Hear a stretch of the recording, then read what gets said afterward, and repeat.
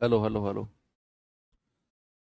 Hello बच्चों, नमस्कार, good morning. क्या हाल है सभी के? उम्मीद करता हूँ बहुत अच्छे होंगे। तो कितना हो चुका था भाई हमारा? 2 क्लास हो चुकी थी ना, उसमें हम लोगों ने ट्रायंगल त्रिभुज वाला पार्ट काफी कुछ कर लिया था। वैसे एक राइट एंगल ट्रायंगल यानी कि समकोण त्रिभुज बचा हुआ था। तो जल्दी से समकोण त्रिभुज को करके और फिर हम चतुर्भुज यानी कि क्वाड्रिलेटरल की तरफ आगे बढ़ते हैं। ओके, थोड़ा सा बड़ा पार्ट है भाई ये। तो चीजों को थोड़ा सा संभल के चलना है हमें। अब बात आती है राइट एंगल ट्रायंगल की। देखो, हमने कई तरह के ट्रायंगल्स पढ़े। चाहे बात हो विषमबाहु स्केलीन ट्रायंगल की, जिसकी तीनों साइडें अलग अलग होती हैं, तीनों भुजाएं अलग अलग होती हैं। के बाद फिर हमने पढ़ा इक्विलेटरल ट्रायंगल समबाहु त्रिभुज, जिसकी तीनों भुजाएं बराबर होती हैं। के बाद फिर हमने पढ़ा आइसोसेलेस समद्विबाहु, जिसकी दो भुजाएं बराबर होती हैं। और अब हमारा जो ये लास्ट ट्रायंगल बचा हुआ है और इंपॉर्टेंट भी है, जिसका नाम है समकोण।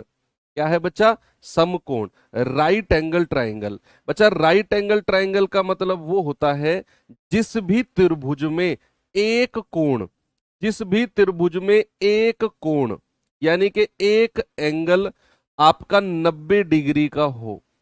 तो जिस भी ट्रायंगल में आपका एक एंगल 90 डिग्री का होता है, उसको हम कहते हैं राइट एंगल ट्रायंगल यानी कि समकोण त्रिभुज।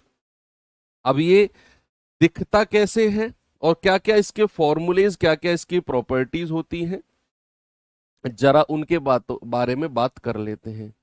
कुछ इस तरीके से ये समकोण त्रिभुज बच्चे होता है जो आपके सामने है। और मैंने आपसे बोला कि एक एंगल इसमें 90 डिग्री का होगा, 90 डिग्री का होगा। अब दरअसल एक समय पर बड़े ही महान गणितज्ञ रहे थे, जिनका नाम था पाइथागोरस। क्या नाम था जिनका? जिनका नाम था पाइथागोरस। तो पाइथागोरस जी ने इसी ट्रायंगल, इसी त्रिभुज, समकोण त्रिभुज के ऊपर बहुत सारा रिसर्च किया, बहुत सारी उन्होंने खोज की। और फाइनली उन्होंने एक फॉर्मूला दिया। फॉर्मूला क्या दिया कि इसका जो ये वाला पार्ट होता है, इसको बोलते हैं हम बच्चा लंब।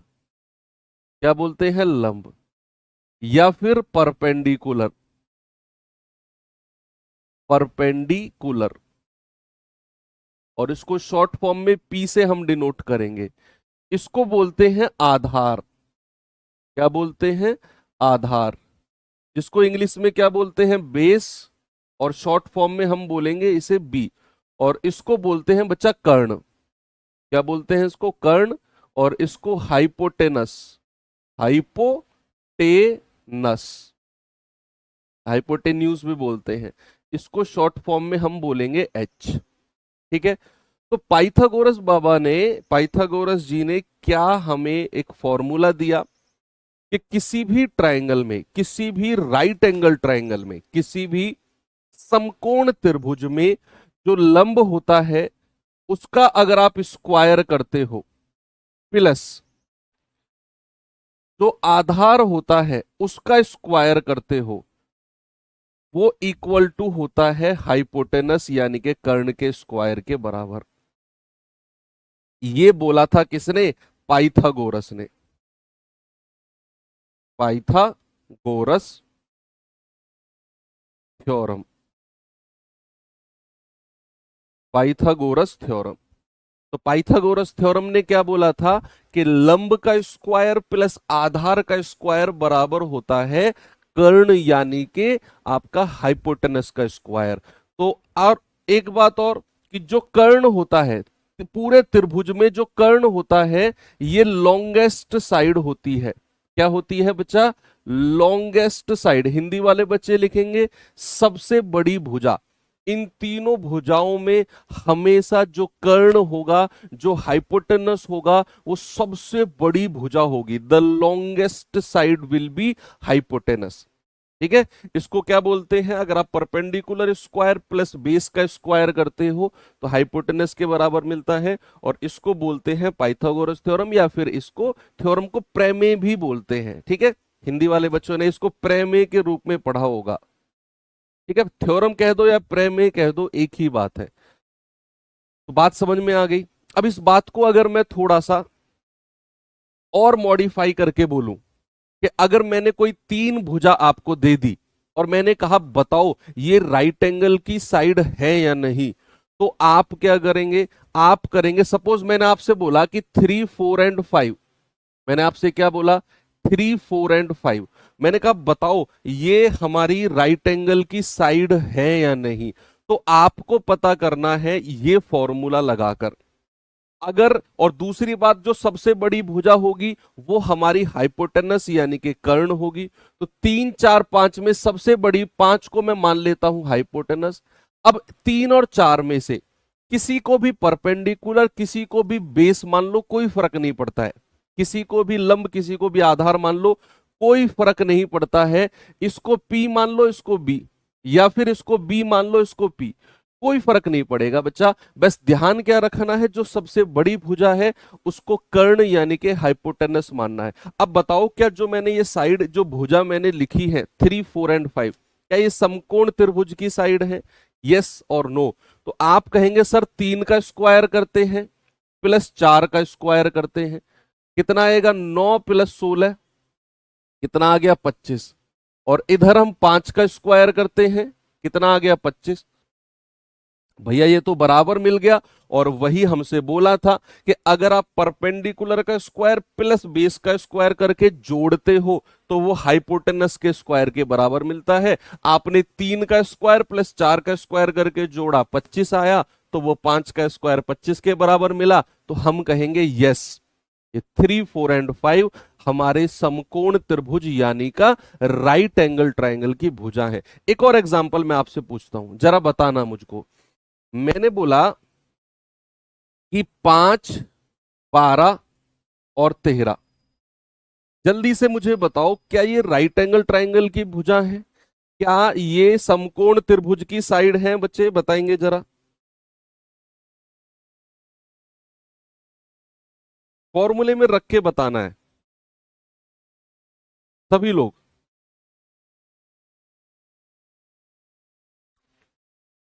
सवाल है 5, 12 और 13 कैसे करें, बताइए।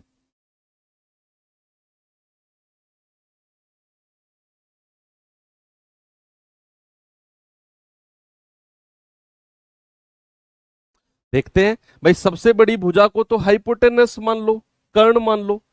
और 13 का स्क्वायर कितना होता है? 13 का स्क्वायर होता है 169। इधर 5 का स्क्वायर प्लस 12 का स्क्वायर करके देखो, ये होता है 25 प्लस 144, ये भी 169 हो जाएगा। अरे ये तो दोनों तरफ बराबर मिल गया। तो हम कहेंगे यस सर, ये हमारे राइट एंगल ट्रायंगल यानी कि समकोण त्रिभुज की भुजाएं हैं। अब आप कहेंगे सर ऐसे तो अगर हमें एग्जाम में पूछने लग गया तो हमें तो बहुत टाइम लग जाएगा। देखो अभी मैंने समकोण त्रिभुज राइट एंगल ट्रायंगल के ना तो एरिया क्षेत्रफल का फॉर्मूला लिखवाया, कुछ नहीं लिखवाया। अभी तो मैं आपको ये सिखा रहा हूं कि कोई भी साइड, कोई भी भुजा अगर हमें दे दे तो हमें कैसे उसकी पहचान करनी है कि ये समकोण की भुजाएं हैं या नहीं। एक बार अगर आपने पता कर लिया कि ये समकोण की भुजा है तो फिर तो हम इसका फॉर्मूला लगाकर क्षेत्रफल बड़े आराम से निकाल सकते हैं, बड़े आराम से निकाल सकते हैं ना। और अगर आप नहीं भी पता कर पा रहे हो, आपको तीन भुजाएं दे रखी हैं और आप नहीं पता कर पा रहे हो कि ये समकोण की है या नहीं, तो फिर बच्चा आपको कौन सा फॉर्मूला लगाना पड़ेगा? बोलो। अब मैं पता करता हूं कि कौन बच्चा रिवीजन कर रहा है। अगर आप ये पता नहीं लगा पा रहे हो कि ये भुजाएं समकोण की है या नहीं, या फिर नहीं पता लगाना चाहते हो आप और आपको एरिया निकालना है, तो फिर कौन सा वो यूनिवर्सल फॉर्मूला है जो आपको यहां लगाना पड़ेगा क्षेत्रफल निकालने के लिए? बताओ, समझ गए? सही पहुंच रहे हो? बिल्कुल बिल्कुल सर, हीरोज फॉर्मूला लगाना पड़ेगा। जो हमने विषमबाहु त्रिभुज, हमने स्केलीन ट्रायंगल में पढ़ा था, लेकिन उसमें तो बहुत टाइम लगता है सर। पहले तो हम उसमें सेमी पेरीमीटर निकालेंगे, अर्ध परिमाप, फिर under root of S, S S minus S minus B S minus, बहुत लंबा टाइम लग जाएगा। इसीलिए इसीलिए आपको पता होना चाहिए कि जो भुजाएं हमें दी गई है वो समकोण की है या नहीं। अगर समकोण की है तो एरिया बड़े आराम से निकल जाएगा। अब आपके दिमाग में बात आ रही होगी कि सर ऐसे तो बहुत सारी भुजाएं हो सकती है, अब क्या हम हर किसी में ये सोचकर बैठेंगे कि ये समकोण की है या नहीं? तो इसका जवाब है कि बच्चे, मैं किसी भी एग्जाम, चाहे एसएससी के कोई भी एग्जाम की बात करूं, चाहे मैं किसी भी स्टेट पुलिस वगैरह के एग्जाम की बात करूं, जब भी समकोण त्रिभुज का क्वेश्चन आता है तो कुछ फिक्स साइड है, कुछ फिक्स भुजाएं हैं जिनके ऊपर बैक टू बैक सवाल बनता है, कुछ फिक्स भुजाएं हैं। अब जैसे मैंने आपसे बोला कि 3 4 5, आपने इसको वेरीफाई करके कह दिया कि सर ये समकोण की है, ये समकोण की है। अब आगे के लिए आपको ध्यान रखना है कि कहीं भी अगर 3 4 5 आए तो आपको इस तरीके से वेरीफाई नहीं करना है। आपके दिमाग में ये बात याद रहनी चाहिए कि भैया 3 4 और 5 ये राइट एंगल की भुजाएं हैं। कहीं भी 5 12 13 आए लिखा हुआ कि किसी त्रिभुज की भुजाएं 5 12 13 हैं, इसका क्षेत्रफल बताओ, तो आपको ये दिमाग में सेट होना चाहिए कि भाई 5 12 13 तो समकोण त्रिभुज राइट एंगल ट्रायंगल की साइड है। अब ऐसे तो बहुत सारी भुजाएं हैं, मैं आपको कुछ भुजाओं को यहां पर दिखाता हूं जिन्हें आप ध्यान में रखेंगे भाई, जिनको आपने दिमाग में रखना है। ये आपके सामने है, जरा देखिए, ये रही आपके सामने कुछ भुजाएं मैंने यहां पर लिखी हैं। आप अगर इनको 2 3 बार रिवाइज करोगे तो आपके लिए बहुत आसान हो जाएंगी चीजें। 3 4 5, 3 का डबल 6, 4 का डबल 8, 5 का डबल 10। देखो 3 4 5 को तो हमने कह दिया समकोण है। उसके बाद अगर मैं 3 का डबल कर दूं, 4 का डबल कर दूं, 5 का डबल कर दूं, तो 6 8 10 ये भी समकोण की भुजा है। इनको लगाने प्रूफ करने की जरूरत नहीं है आपने। अगर आप 3 का 3 गुना करते हो, 4 का 3 गुना करते हो 12, और 5 का 3 गुना करते हो तो आपको मिलता है 9 12 15। ये भी समकोण त्रिभुज राइट एंगल की भुजाएं हैं। तो क्या क्या हो गया? ये हो गया 3 4 5, 6 8 10, 9 12 15, 5 12 13। इसको हमने अभी अभी प्रूफ किया था कि समकोण है। 5 का डबल करोगे 10, 12 का डबल करोगे 24, 13 का डबल करोगे 26, तो 10 24 26 ये भी हमारा समकोण त्रिभुज की भुजा राइट एंगल ट्रायंगल की साइड है। फिर है 7 24 25, ये बहुत इंपॉर्टेंट है भुजाएं जिनको मैंने लिखा है, ये आपकी फिंगर टिप्स पे होनी चाहिए भाई। 20 21 29 समकोण की भुजा है। 12 35 37 बिल्कुल है। 13 84 85, 8 15 17 इंपोर्टेंट है। 9 40 41, 11 60 61 और 16 63 65, ये सारी की सारी जो भुजाएं मैंने लिखी हैं ये समकोण की हैं। इनके अलावा भी मैं कह रहा हूं इनफानाइट अनगिनत हो सकती है, इनफानाइट भुजाएं बन सकती हैं भैया समकोण की, लेकिन ये कुछ मोस्ट इंपोर्टेंट हैं जिनसे बैक टू बैक सवाल बना है। हिंदी में ट्रिपलेट, ट्रिपलेट हिंदी में बोलते हैं तिर्यक। क्या बोलते हैं? तिर्यक। ठीक है बच्चा, तिर्यक मतलब 3 भुजाएं, समकोण त्रिभुज की 3 भुजाएं, राइट एंगल ट्रायंगल की 3 साइड्स, उसको हम कहते हैं ट्रिपलेट। और समकोण त्रिभुज की 3 भुजाएं, उनको हम कहते हैं तिर्यक। बात क्लियर है?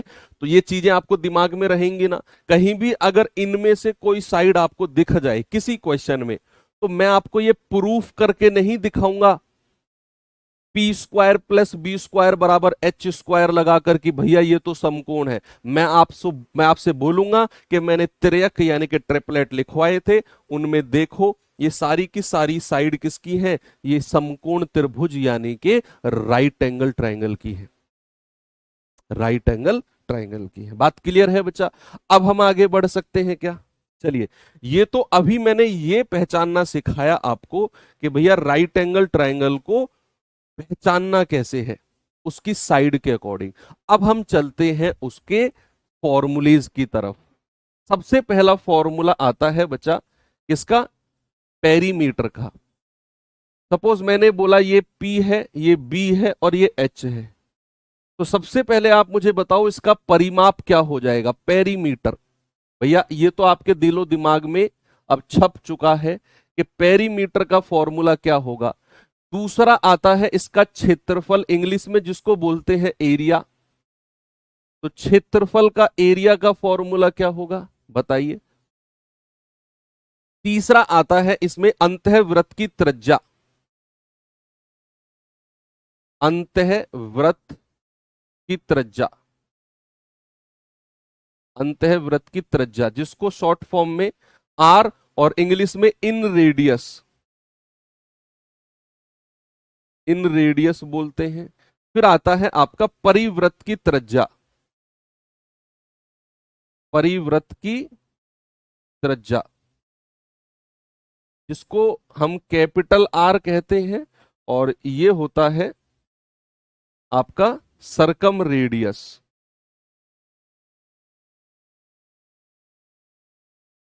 ये होता है आपका सरकम रेडियस,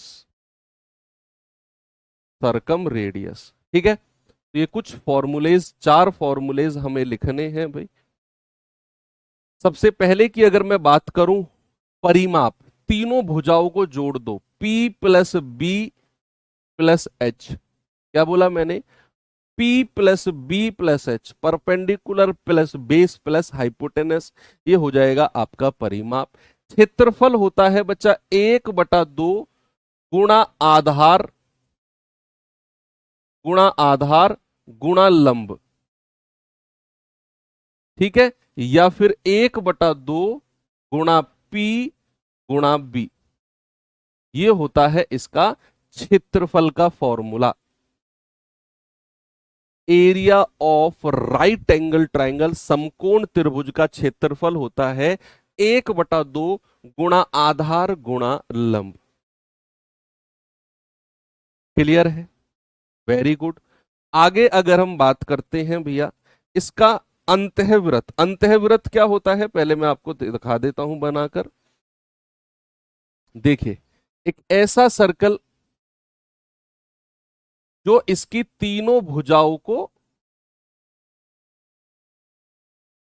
टच करता है, ठीक है, उसको हम कहते हैं अंतःवृत्त।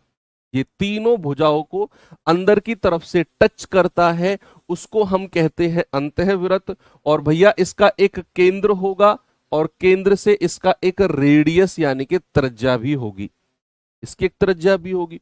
तो उसका फॉर्मूला होता है बच्चा P plus B, perpendicular plus base, और उसमें से हाइपोटेनस यानी कि कर्ण को माइनस करके और 2 से भाग कर देते हैं, यानी कि लंब प्लस आधार माइनस कर्ण और बटा 2, लंब प्लस आधार माइनस कर्ण बटा 2। और अगर मैं बात करूं परिवृत्त की त्रिज्या, तो इसका परिवृत्त बन सकता है क्या भाई, अकॉर्डिंग टू डायमेंशन नहीं है ना,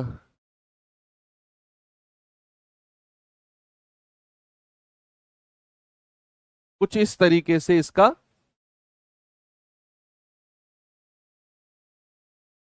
परिवृत्त बनेगा, ऐसे। ठीक है, ये कुछ इस तरीके से इसका परिवृत्त बनेगा कि जो इसके बाहर की तरफ, लेकिन ये सही तरीके से बना नहीं है ना, क्योंकि ये राइट एंगल ट्रायंगल सही नहीं था, कुछ इस तरीके से बनता है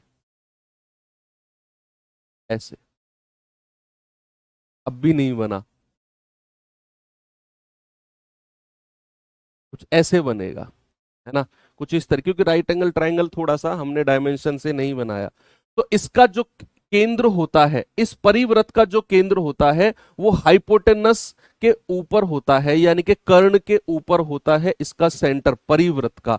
तो बच्चे याद रखना, जो परिवृत्त की त्रिज्या होती है ना, वो होती है h/2, यानी कि अगर आप कर्ण को 2 से भाग करते हो तो आपको परिवृत्त की त्रिज्या मिल जाएगी। अगर आप कर्ण यानी कि हाइपोटेनस को 2 से भाग करते हो तो आपको परिवृत्त की त्रिज्या मिल जाएगी। ये कुछ फॉर्मूलेज हैं बच्चे जो राइट एंगल ट्रायंगल में आपको देखने हैं। ठीक है, बेसिकली ये 4 फॉर्मूले हैं। आगे बढ़ू?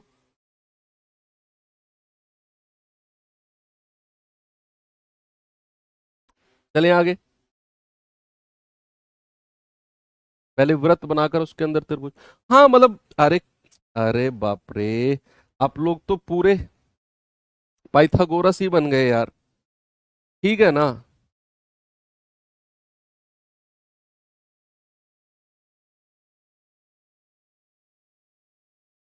लो, इस तरीके से बना दिया मैंने।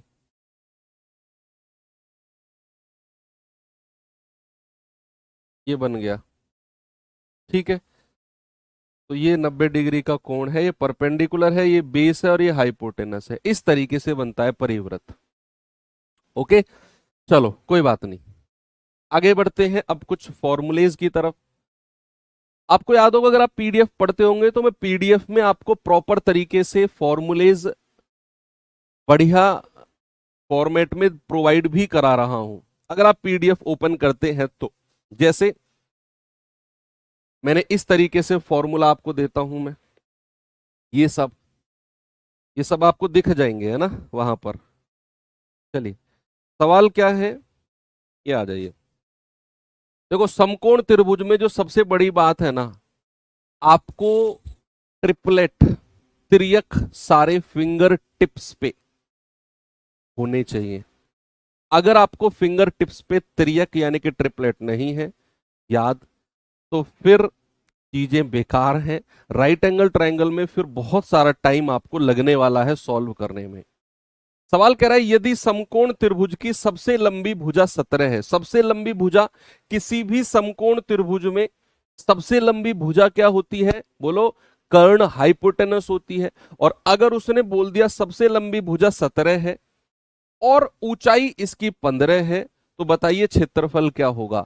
अब देखो, जैसे इसने सबसे लंबी भुजा बोली, तो मैंने कहा कि भैया ये तो राइट एंगल ट्राइंगल है, जिसकी सबसे बड़ी भुजा कर्ण यानी कि 17, ऊंचाई परपेंडिकुलर यानी कि लंब 15 दे रखा है। अब आपको सबसे पहले क्या करना है, तीसरी यानी कि थर्ड साइड निकालनी है, तीसरी भुजा। अब अगर आपको ट्रिपलेट पता है, आपको अगर त्रियक पता है, ऐसा ट्रिपलेट, ऐसा ट्रिपलेट जिसमें 15 और 17 दोनों आते हो। देखो, ऐसा ट्रिपलेट जिसमें 15 और 17 दोनों आते हो, तो वो ट्रिपलेट कौन सा है? 8, 15, 17।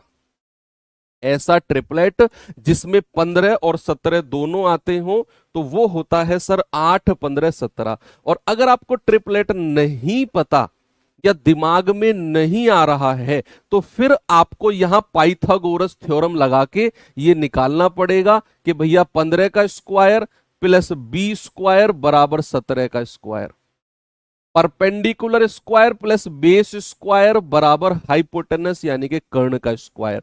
और यहां से आपको 15 का स्क्वायर उधर ले जाना पड़ेगा, तो बी स्क्वायर कितना आएगा? 17 का स्क्वायर माइनस 15 स्क्वायर, तो 289 माइनस 225 कितना आ गया? 64। तो बी कितना आ जाएगा? अंडर रूट ऑफ 64 यानी कि 8। लेकिन लेकिन अगर आपको ट्रिपलेट यानी कि त्रियक का ज्ञान है, और आपने जैसे ही हाइपोटेनस और लंब को 15 और 17 देखा, आपने कह दिया सर ये तो ट्रिपलेट होता है 8, 15 और 17 का। ये तो सर ट्रिपलेट त्रियक होता है 8, 15, 17 का। तो फिर आपको ये सारी की सारी कैलकुलेशन करने की जरूरत नहीं है। इसी कैलकुलेशन से बचने के लिए मैंने आपको वो ट्रिपलेट लिखवाए हैं, ताकि आपको ये कैलकुलेशन ना करनी पड़े। अब आपको क्षेत्रफल एरिया निकालना है, तो 1/2, आधार कितना है? आधार कितना है? 8, और लंब कितना है? 15। तो कितना आ जाएगा? 2 चौकू 8 और 15 चौकू 60। उत्तर कितना आ जाएगा बच्चा? 60 centimetre square. Option number D हमारा सही है। ओके, आगे चले। Very good. ये सवाल पे आइए जरा।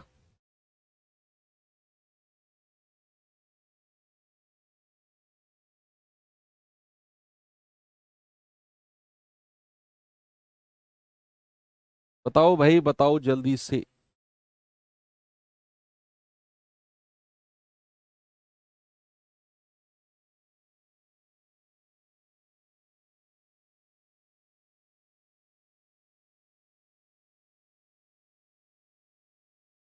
बताइए।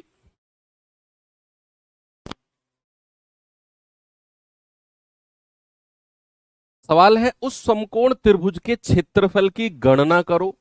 समकोण त्रिभुज का क्षेत्रफल जिसका आधार 22 है और आधार के संगत ऊंचाई 15 है। ये तो मैंने आपको कल भी बताया था कि अगर आपको आधार और ऊंचाई दोनों दे रखी है तो फिर तो एरिया सीधा सीधा होता है 1/2 गुणा आधार और गुणा ऊंचाई। बोला कि नहीं, याद करो। 1/2 गुणा आधार गुणा ऊंचाई, यानी कि 1/2 गुणा 22 और गुणा 15। कितना आ जाएगा? 11 बार जाएगा। 11 पंजे 55, 11 कम 11 और 5 16। ये आ जाएगा 165, ऑप्शन नंबर डी। सभी का आ गया होगा ये तो।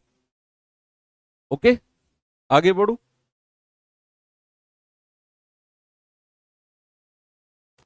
चलिए ये सवाल बताइए।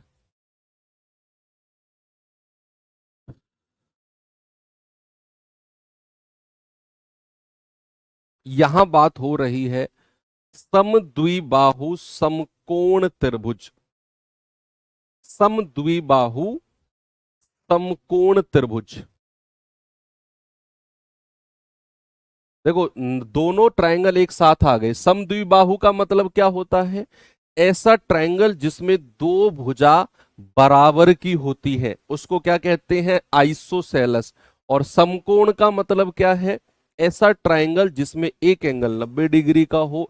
तो भैया उसने बोला समद्विबाहु समकोण त्रिभुज, तो इसका मतलब है कि ये दोनों भुजा बराबर है। अगर इसको मैंने ए बोला तो इसको भी ए बोलना पड़ेगा, और ये हमारा हाइपोटेनस यानी कि कर्ण होगा। भाई समद्विबाहु है तो दो साइड को इक्वल करना पड़ेगा हमें, आइसोसेलस, ये तो पढ़ा हमने, है ना। तो दो भुजाओं को बराबर कर दिया, ये दोनों ए और ए, तो ये हो जाएगा आपका हाइपोटेनस। अब एक चीज आप अलग से एक नोट के रूप में लिख लो। नोट्स के रूप में लिख लो, एक नोट के रूप में, नोट बनाकर किसी कोने में, कि अगर कोई isosceles right angle triangle, English वाले बच्चे लिखो आइसोसेलस राइट एंगल ट्रायंगल, और हिंदी वाले बच्चे लिखो समद्विबाहु समकोण त्रिभुज। ये पूरा लिखो। यहां पर लिखो, अगर कोई समद्विबाहु समकोण त्रिभुज है तो उसका आपको क्या ध्यान में रखना है कि अगर ये भुजा ए है तो ये भी ए हो जाएगी, और ये हाइपोटेनस जो होगा ये होगा √2a। ये तीन भुजाओं को आपने ध्यान में रखना है। किस केस में? समद्विबाहु समकोण त्रिभुज, आइसोसेलस राइट एंगल ट्रायंगल, कि अगर ये साइड ए है, ये साइड ए है, तो भैया पाइथागोरस थ्योरम लगाकर हम कहेंगे कर्ण जो होगा वो √2a हो जाएगा। और ये रेशियो, ये रिलेशन, ये संबंध आपको ध्यान में रखना है। अगर ये ए तो ये कितना हो गया? √2a। सर आया कहां से? ये पाइथागोरस थ्योरम लगाकर, पाइथागोरस थ्योरम लगाओ कि आपको ये मिल जाएगा कर्ण की वैल्यू।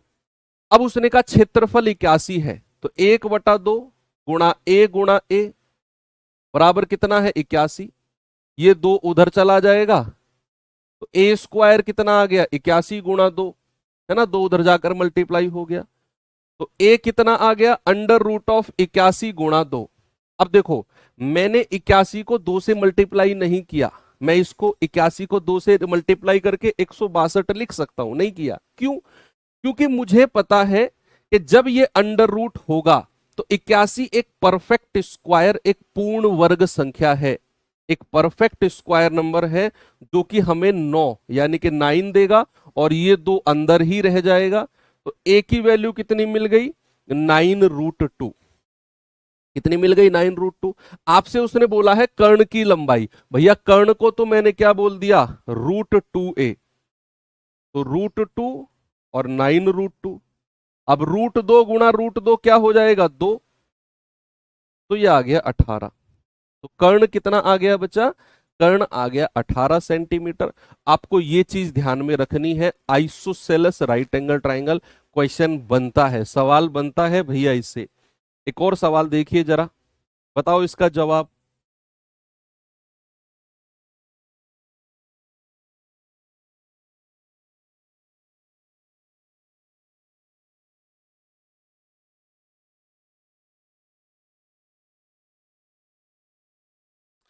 एक समकोण समद्विबाहु त्रिभुज का क्षेत्रफल 50 वर्ग इकाई है। समकोण समद्विबाहु त्रिभुज,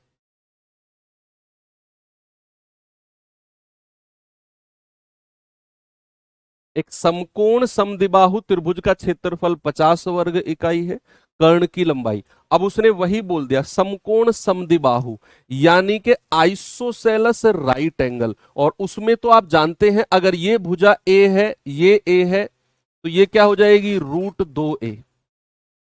क्या हो जाएगी बच्चा, √2a।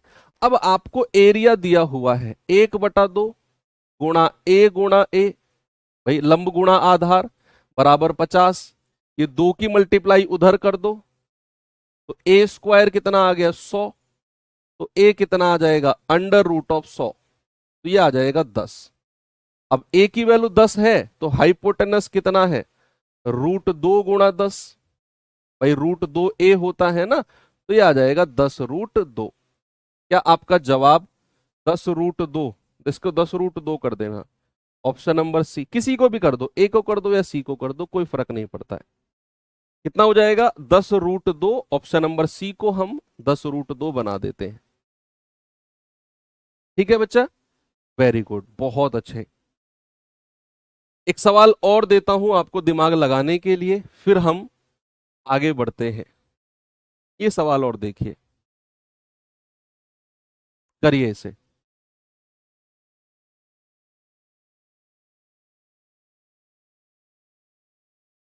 भाई सवाल है कि एक समकोण त्रिभुज का क्षेत्रफल 2400 सेंटीमीटर स्क्वायर है, एरिया आपको दे दिया, इसके कर्ण की लंबाई 100 यानी कि 100 है। ओके, इसकी अन्य दो भुजाओं की लंबाई का अंतर, difference of other two side, कर्ण आपको दे दिया है।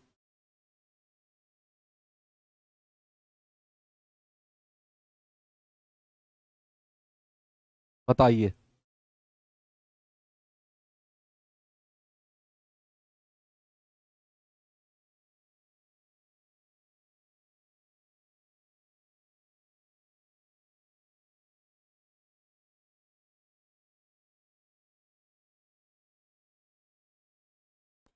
दिमाग तो लगाना पड़ेगा यहां पर भाई।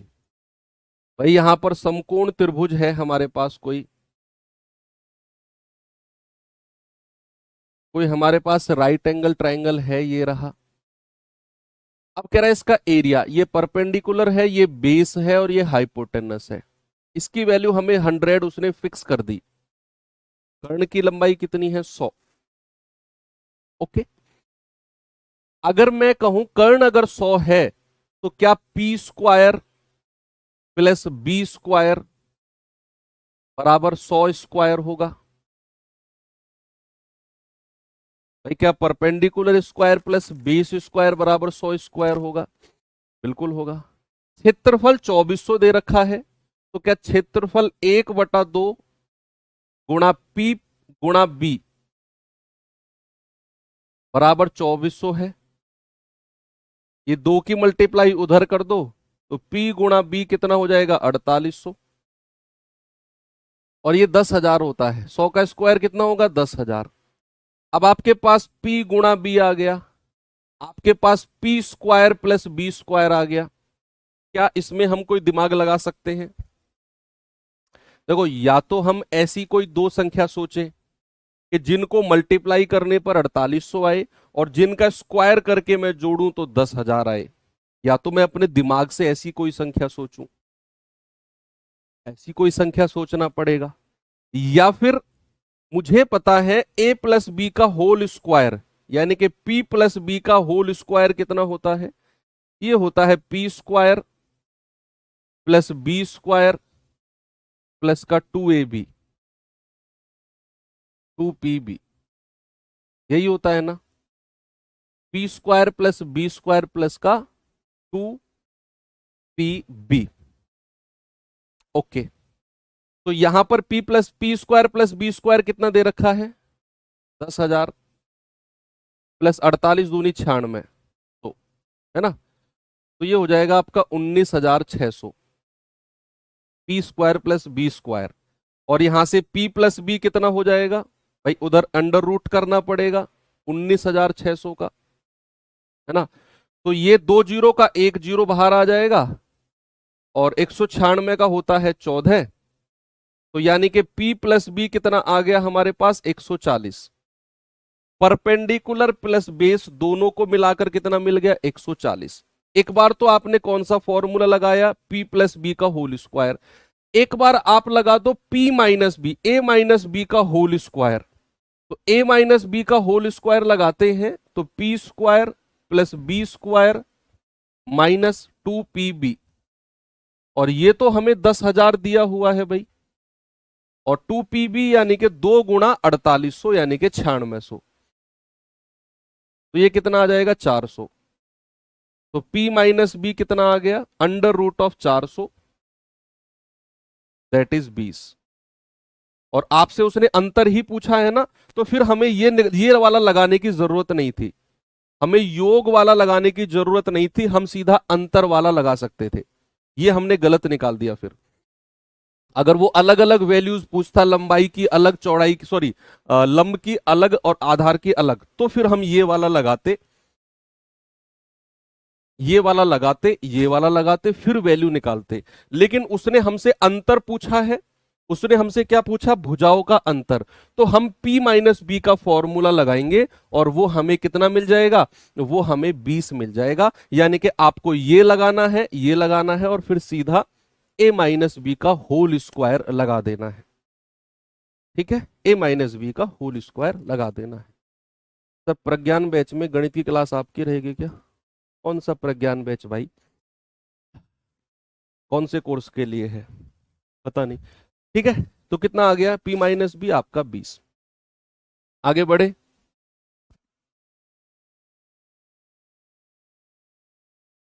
चलिए आगे बढ़े।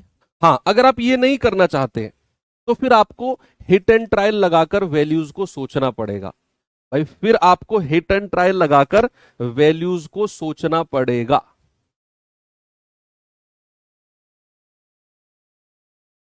ओके, चले आगे। अब आते हैं हम अपना, ये खत्म हो गया। अब आती ये ट्रायंगल वाला पार्ट हमारा होता है खत्म, और अब आते हैं हम क्वाड्रिलेटरल यानी कि चतुर्भुज वाले पार्ट की तरफ। चतुर्भुज, इसको क्या कहते हैं, क्वाड्रिलेटरल्स। क्वाड्रिलेटरल्स। अब जब मैंने त्रिभुज आपको पढ़वाया तो उसका संधि विच्छेद क्या था, उसका संधि विच्छेद था 3 भुजाओं वाली आकृति। और जब मैं चतुर्भुज की बात कर रहा हूं तो बच्चा चतुर्भुज का मतलब है 4 भुजाओं वाली बंद आकृति। भाई चतुर्भुज, क्वाड, क्वाड का मतलब 4 होता है, ट्राई का मतलब 3 होता है ना। पेंटा, पेंटा का मतलब 5 होता है, हेक्सा का मतलब 6 होता है, ऐसे ही क्वाड का मतलब क्या होता है 4। तो चतुर्भुज, 4 भुजाओं वाली बंद आकृति को हम क्या कहते हैं, चतुर्भुज।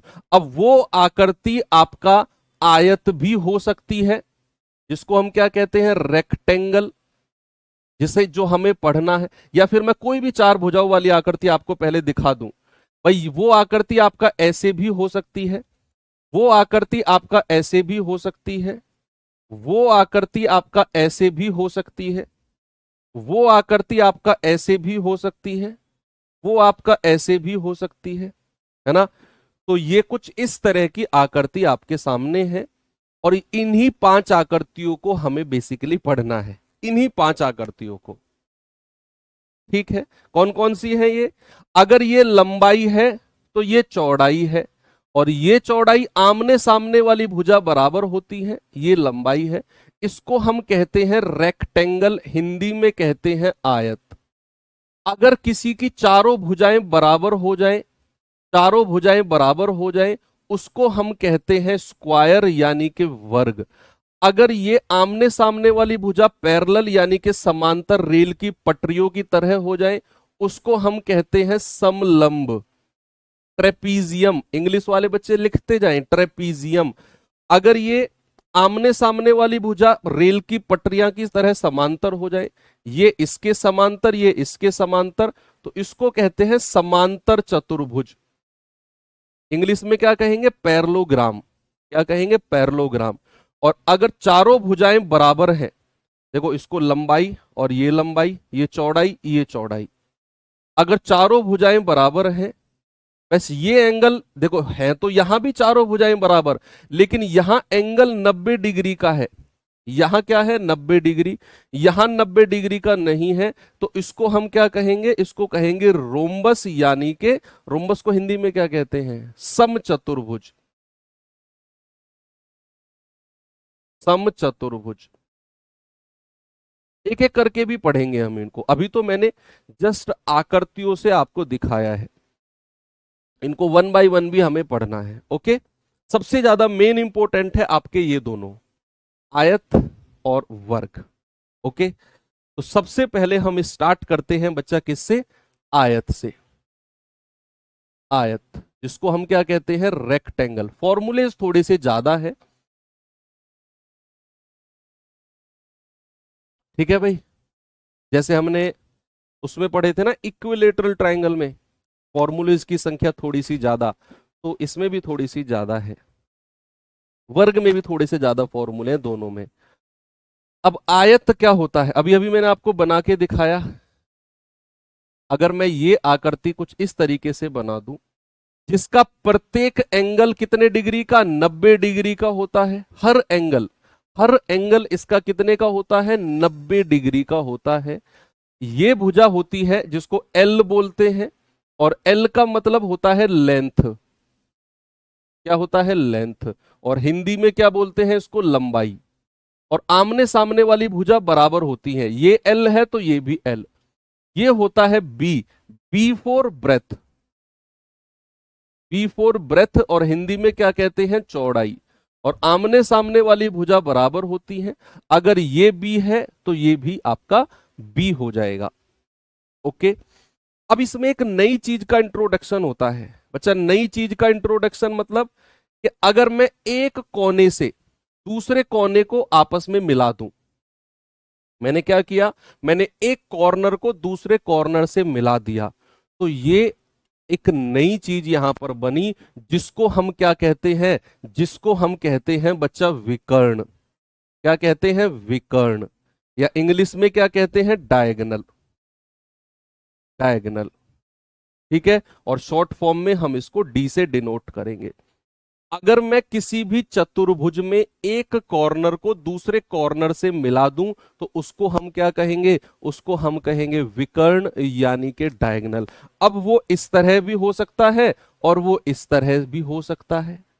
भाई वो इधर से भी हो सकता है, वो इधर से भी हो सकता है, और वो इधर से भी हो सकता है। ओके, तो ये दोनों आपके क्या है? ये दोनों आपके डायगोनल्स यानी कि विकर्ण है। Okay, very good. अब इसके फॉर्मूलेज लिखते हैं। सबसे पहला फॉर्मूला आता है इसका परिमाप का, और इसका जवाब आप लोग ही बताओगे, मैं नहीं बताऊंगा। पेरीमीटर, ठीक है। दूसरा फॉर्मूला आता है इसका क्षेत्रफल का, क्षेत्रफल यानी कि एरिया का फॉर्मूला। तीसरा फॉर्मूला आता है इसके डायगोनल यानी कि विकर्ण का, विकर्ण यानी कि डायगोनल का फॉर्मूला। ये तीन फॉर्मूलेज आप मुझे बताइए, बोलो। भाई चैप्टर बड़ा है, देखो मेंसुरेशन चैप्टर बड़ा है, 2D अलग पढ़ना, 3D अलग पढ़ना। क्वेश्चन आएगा आपके एग्जाम में, 1 से 2 सवाल आएंगे, दो तो बहुत बड़ी बात है, एक ही नॉर्मली सवाल बनता है। अब एक सवाल के लिए मुझे तो सारा कराना पड़ेगा, 2D 3D सब कुछ। आपकी मर्जी है, आपको अगर ये है कि एक सवाल के बिना मेरा काम चल जाएगा, आप छोड़ सकते हैं। अगर ये है कि नहीं चलेगा, मैं रिस्क नहीं लेना चाहता हूं, तो फिर आपको सारा पढ़ना पड़ेगा। ऐसा नहीं है कि मैं अपनी समझ से आपको 2 3 4 टॉपिक पढ़ा दूं और कह दूं इन्हीं में से आएगा। भाई ऐसा कुछ नहीं है, पूरा सिलेबस है, एग्जामिनर कहां से रख दे क्या पता। बेशक एक क्वेश्चन है, लेकिन पढ़ना हमें सारा पड़ेगा, हमारी मजबूरी है। देखो परिमाप का मतलब होता है सारी भुजाओं को जोड़ दो, तो 2L 2B, दो को कॉमन ले लेंगे, ब्रैकेट में आ जाएगा L + B। तो परिमाप कितना हो गया 2 और ब्रैकेट में l प्लस बी। क्षेत्रफल का मतलब होता है लंबाई गुणा चौड़ाई। किसी भी बच्चा किसी भी चतुर्भुज में, किसी भी चतुर्भुज में क्षेत्रफल का फॉर्मूला होता है लंबाई गुणा चौड़ाई, बशर्ते लंबाई और चौड़ाई के बीच में एंगल 90 डिग्री का होना चाहिए। बशर्ते हर लंबाई और चौड़ाई में एंगल कितने का होना चाहिए, 90 डिग्री का होना चाहिए। तो आप कहेंगे सर क्षेत्रफल हो गया लेंथ इनटू ब्रेथ। देखो इन लंबाई चौड़ाई में एंगल 90 डिग्री, लंबाई चौड़ाई में एंगल 90 डिग्री, लंबाई चौड़ाई में एंगल 90 डिग्री और एंगल 90 डिग्री। अगर ऐसा है तो भैया आप कहोगे क्षेत्रफल हो जाएगा लंबाई गुणा चौड़ाई, यानी कि length into breadth, L into B.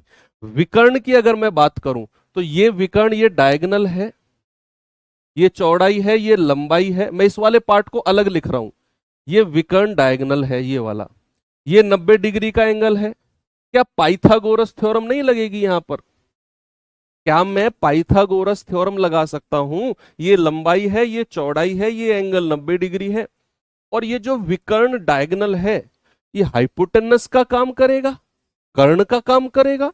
तो डायगोनल का फॉर्मूला होता है under root of L square plus B square, है ना भाई? यहां पर आप लगाओगे डी स्क्वायर बराबर L square plus B square, तो डी कितना हो जाएगा, under root of L square plus B square, और वही हमने यहां पर लिख दिया।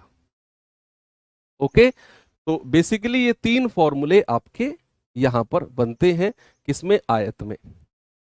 अब एक चीज और है इसमें, रास्ते का क्षेत्रफल मोस्ट इंपोर्टेंट है, एरिया ऑफ पाथ, रास्ते का क्षेत्रफल। कि भाई कोई आपका आयताकार मैदान है, उसके बाहर की तरफ रास्ता, उसके अंदर की तरफ रास्ता, उसके बीचों बीच रास्ता। आपने देखा होगा आपका खेत गांव में, आपने देखे होंगे कुछ आयताकार शेप के ही होते हैं। आपने देखा होगा खेत के बाहर चारों तरफ रास्ता है, चारों तरफ रास्ता होता है, किसी में नहीं होता, किसी में होता है। इधर भी रास्ता, इधर भी रास्ता, इधर भी रास्ता, इधर भी रास्ता, इधर भी रास्ता, खेत के चारों तरफ रास्ता। कुछ जगह ऐसा भी होता है, आपने पार्क वगैरह में देखा होगा कि पार्क के अंदर आप घुसे और घुसते ही वॉकिंग एरिया, घूमने के लिए एरिया होता है चारों तरफ, अंदर ही अंदर, पार्क के अंदर, पार्क की बाउंड्री है ये, और पार्क के अंदर ही एरिया होता है, ये कोने कोने पे इस तरह से एरिया। कुछ जगह आपने देखा होगा कि रास्ता बीचों बीच होता है, इस तरीके से, इस तरीके से रास्ता होता है। तो तीन तरह के हमारे फॉर्मूलेज बनते हैं, वो फॉर्मूले मैं आपको दिखाता हूं एक बार।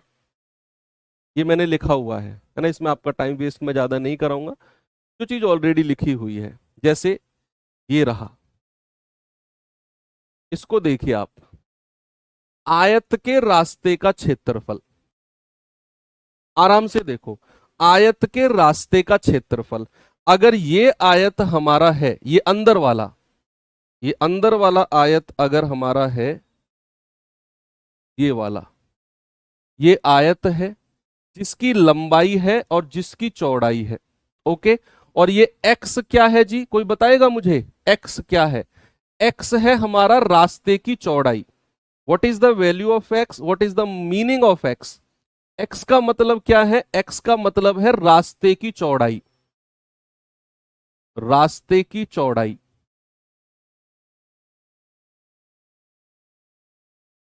ठीक है भैया, रास्ते की चौड़ाई, यानी कि ये बाहर की तरफ रास्ता, अगर बाहर की तरफ रास्ता है तो ये रास्ते की चौड़ाई है, जो आप ऑरेंज कलर में देख रहे हो। ये अंदर एल और ब्रेथ का कोई हमारा खेत है, कोई फार्म है।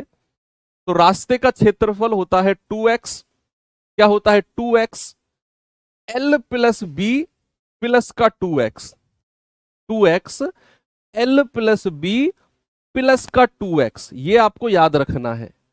और अगर रास्ता अंदर की तरफ हो, जैसे मान लो ये कोई पार्क है भैया, ये कोई क्या है, पार्क है, और पार्क के अंदर की तरफ रास्ता है, अंदर की तरफ ये वाला पार्ट, और इस रास्ते की चौड़ाई कितनी है? इस रास्ते की चौड़ाई है x। ये सवाल में लिख कर देगा आपको कि रास्ता अंदर की तरफ है, रास्ता बाहर की तरफ है, एवरीथिंग आपको लिखा हुआ मिलेगा। तो रास्ता अगर अंदर की तरफ है बच्चा, तो फिर उस केस में रास्ते का जो क्षेत्रफल होता है, एरिया ऑफ पाथ जो होता है 2x L plus B minus 2x। देखो, अब इन दोनों को याद करने का हमारे पास बेहतरीन ट्रिक मिल गई।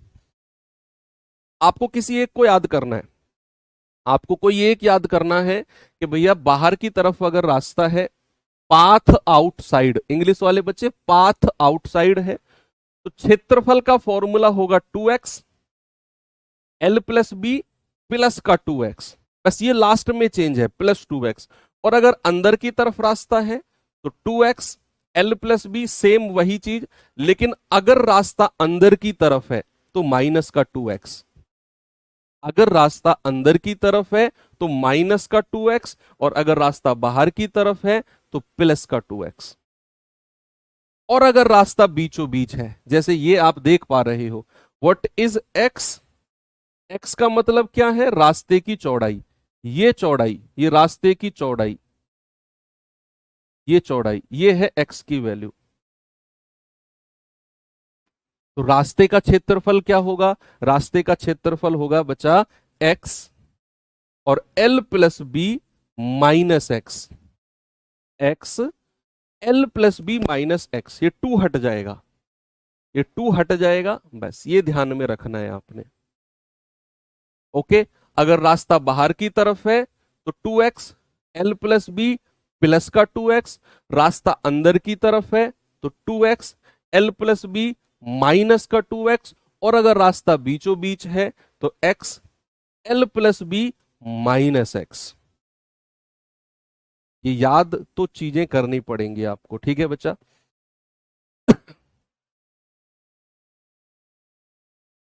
चलो ठीक है, अब मैं आपको, टाइम हो गया क्या?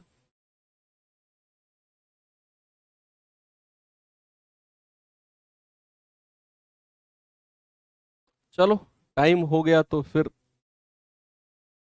हाँ, अब मैं आपको एक होमवर्क देके जा रहा हूं। आज का होमवर्क में कोई क्वेश्चन नहीं दूंगा। अगर आप सीरियस स्टूडेंट हैं, मेरी बात मानेंगे, तो एक काम आपने करना है। आयत में क्या होता है? लंबाई और चौड़ाई। अगर मैं किसी आयत की लंबाई और चौड़ाई को बराबर कर दूं, जैसे हमने क्या किया था कि जो हमारा स्केलिन ट्रायंगल विषमबाहु था, उसमें अगर तीनों भुजा बराबर कर दी तो वो क्या बन गया था? समबाहु त्रिभुज। ऐसे ही अगर आयत की सारी भुजाओं को, जैसे ये आयत है, ये लंबाई है, ये चौड़ाई है, अगर मैं इनकी सारी भुजाओं को बराबर कर दूं तो ये कुछ इस तरह की आकृति बन जाएगी, और ये सारी भुजा क्या हो जाएंगी? बराबर हो जाएंगी, जिनको आप ए से रिप्लेस कर दो। अब आपका होमवर्क है कि जितने भी मैंने आयत के फॉर्मूले लिखवाए, चाहे परिमाप का, चाहे क्षेत्रफल का, चाहे मैंने डायगोनल का, चाहे रास्ते के क्षेत्रफल का, आपका होमवर्क है वर्ग के क्षेत्रफल, वर्ग का परिमाप, वर्ग का विकर्ण, वर्ग के रास्ते का क्षेत्रफल खुद से लिखने का। जहां लंबाई और चौड़ाई होगी उसको ए से रिप्लेस करना है। हर जगह, हर जगह जहां लंबाई चौड़ाई मैंने फॉर्मूले में लिखवाया है उसको ए से रिप्लेस करना है। आपको सारे के सारे फॉर्मूले स्क्वायर यानी कि वर्ग के मिल जाएंगे, और कल हम आयत के क्वेश्चन करेंगे, वर्ग के फॉर्मूले लिखेंगे। ये एक काम अगर आप करके आते हैं तो कल की क्लास में आपको बहुत मजा आने वाला है। इस सैटरडे और संडे दोनों दिन हमारी क्लास रहेगी, बच्चा याद कर लो। सैटरडे और संडे क्लास का टाइम ये नहीं रहेगा, वीकेंड है, बाकी टीचर्स की भी क्लास होती है, मीटिंग्स वगैरह ऑफिस स्टाफ की होती है, तो उस वजह से क्लास का टाइम थोड़ा डिस्टर्ब होगा। सैटरडे में हमारी क्लास या तो दोपहर को होगी या शाम को होगी, ठीक है? और संडे में तो सुबह कर लेंगे, संडे तो ऑफ होता है, ठीक है? थैंक यू, बाय बाय, जय हिंद।